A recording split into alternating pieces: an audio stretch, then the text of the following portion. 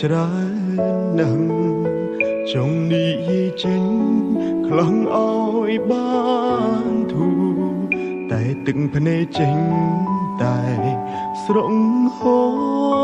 រគិតយូរម្នាក់ឯងឡើយចង់ឈួតហើយគ្មានអ្នកខលពីទុករបស់ខ្ញុំទេ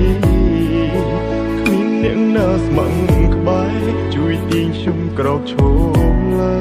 យខ្ញុំសែនស្មុគស្មាញខ្លាំងណាស់ចង់ស្ទែខួរស្លាប់ទៅហើយចង់ទាញពេលឲ្យត្រឡប់ទៅជាកុមារអាយុកាន់តែច្រើនសម្ពាធកាន់តែធំต้องសងប្រមកផ្ដុំបង្កើតជាបញ្ហាជំងឺបាំងទឹកចិត្តតើគួរព្យាបាលបែបណាហូរទឹកនេត្រាហត់នឿយខ្លាំងដល់ហើយ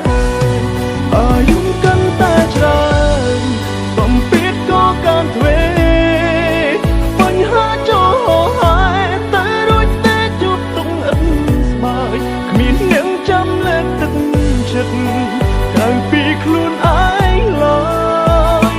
ជីវិតអើយងងឹតឈឹងគ្មានគោលដៅ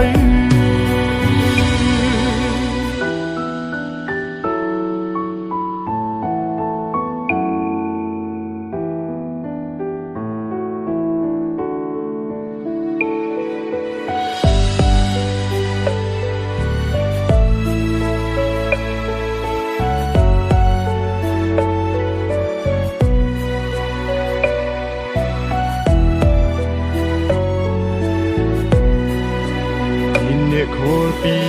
ទុករបស់ខ្ញុំទេគ្មានអ្នកណាស្ម័គ្រក្បែរជួយទាញខ្ញុំក្រោកឈ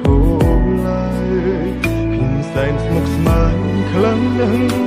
ចង់ស្ទែខួរស្លាប់ទៅហើយចង់ទាញពេលឲ្យត្រឡប់ទៅជាកុមារអាយុកាន់តែច្រើនសម្ពាធកាន់តែធំ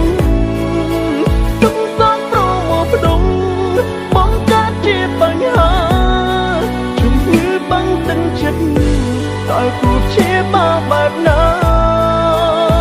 ហូរទឹកនេត្រា